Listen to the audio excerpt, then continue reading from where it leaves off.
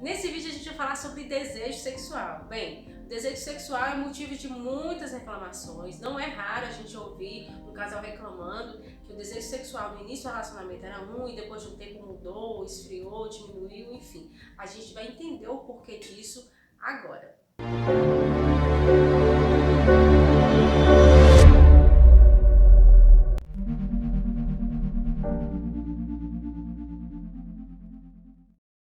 Inúmeros são os fatores que interferem no desejo sexual, principalmente em relacionamentos mais longos.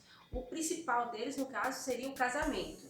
E quais seriam os fatores que interferem no desejo sexual? Eu vou citar alguns, porém tem outros fatores que podem interferir no desejo sexual do casal. O primeiro deles é ansiedade. Ansiedade causa sim uma diminuição do desejo sexual. O tratamento das medicações para tratar a ansiedade também causa diminuição do desejo sexual. A depressão, as medicações também que tratam a depressão causam essa diminuição.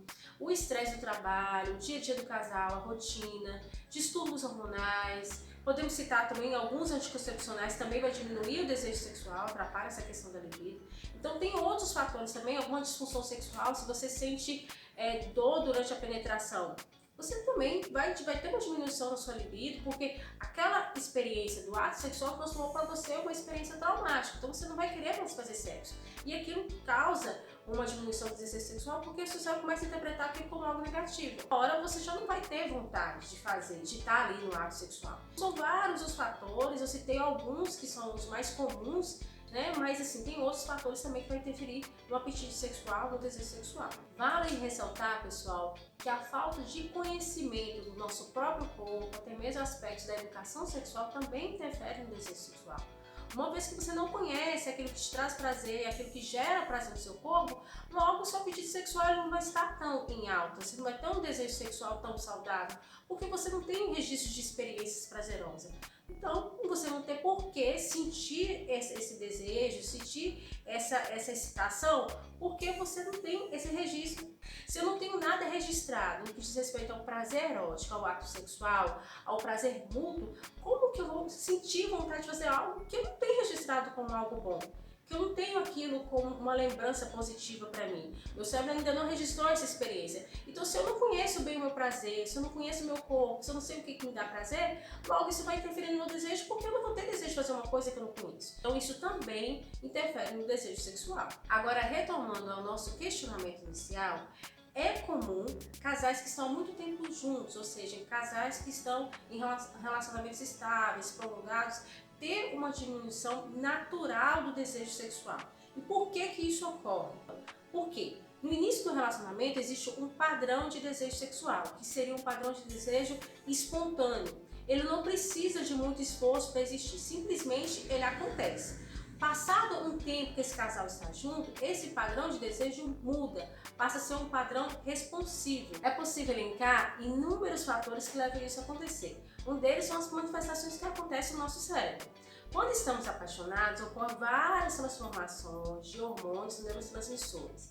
Depois que passa esse período apaixonado, entramos em outro tipo de padrões de resposta, que serão os padrões que irão reagir ao relacionamento duradouro, ao namoro, ao casamento. Ou seja, nesse momento de transição aí, ocorre uma mudança no padrão de desejo sexual. Hormônios como a testosterona e neurotransmissores como a dopamina ajudam no surgimento do desejo espontâneo, que seria um desejo natural.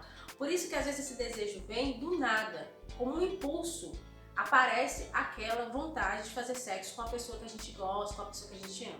Conforme as relações vão amadurecendo, o nível desses hormônios vão diminuindo, dando lugar a outro hormônio, por exemplo, a ocitocina. A ocitocina, a função dela é criar vínculo afetivo, ou seja, a ocitocina está mais para o vínculo afetivo, a conexão emocional, do que a conexão sexual.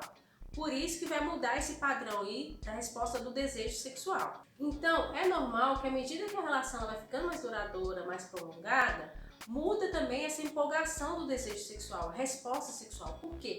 O desejo sexual vai acompanhar toda essa manifestação fisiológica a nível hormonal, dos neurotransmissores, que agora já não é mais os mesmos do início. mudou a partir do momento que essa relação ela ficou mais consolidada, ela ficou mais prolongada. Outro ponto que interfere no desejo sexual é a forma como você enxerga o sexo, a forma como você enxerga o ato sexual. Se você vê o sexo somente para satisfazer seu parceiro ou sua parceira, você vai começar depois de um tempo a registrar isso como uma experiência ruim e seu cérebro registra isso como algo negativo. Depois de um tempo, você não vai ter estimulação nenhuma, impulso nenhum para fazer sexo, porque aquilo já foi registrado para você como algo cansativo, como algo que você vai fazer bem somente para outra pessoa, não é prazeroso para você. Então, por que você vai sentir vontade de fazer? Então, é muito importante a gente questionar se aquele ato também é prazeroso para mim, se eu também estou sendo estimulada, se eu também estou sentindo prazer, se eu também estou ganhando naquela relação. Se eu estou sendo priorizada, se o meu prazer está acontecendo naquele momento. Se o problema é a rotina, o que eu tenho que fazer? Comunicar isso com o meu parceiro. Falar assim, olha, eu estou cansada desse ato sexual aqui, eu já enjoei disso, não é mais como era no início, então a gente precisa mudar alguma coisa. Por isso eu falo tanto a respeito do diálogo, porque a rotina, ela faz com que o desejo sexual diminua. É importante você conversar com sua parceria sobre criar novas oportunidades, momentos diferentes, buscar novidades para o relacionamento, para aumentar o erotismo, fantasiar um pouco mais, porque senão o desejo sexual ele vai diminuir. A partir do momento que eu começo a ter novas experiências, que eu começo a reinventar o ato sexual com o meu parceiro, com minha parceira, aí sim, você começa a ter interpretações positivas a respeito do ato e aí seu desejo sexual começa a atingir níveis saudáveis. Alguns de vocês podem até pensar, Larissa, mas as bases de um relacionamento feliz e duradouro seriam o respeito, fidelidade, companheirismo, não o amor e o sexo, principalmente o sexo, né? Que a gente sempre deixa lá no final. Bem, essas características são as características que vai nos nortear para escolher a nossa parceria. Mesmo em relações que não é relações amorosas, como de amizade. A gente não vai querer ter do lado uma pessoa que não vai ser uma pessoa legal conosco, uma pessoa que não nos respeita. Isso são características fundamentais para estabelecer qualquer tipo de relação. Agora, para manter essa relação e mantê-la por muito tempo, as bases seriam o afeto e o sexo. Por quê? Se o seu relacionamento não tem sexo, a gente pode dizer que essa relação é uma relação de amizade, coleguismo.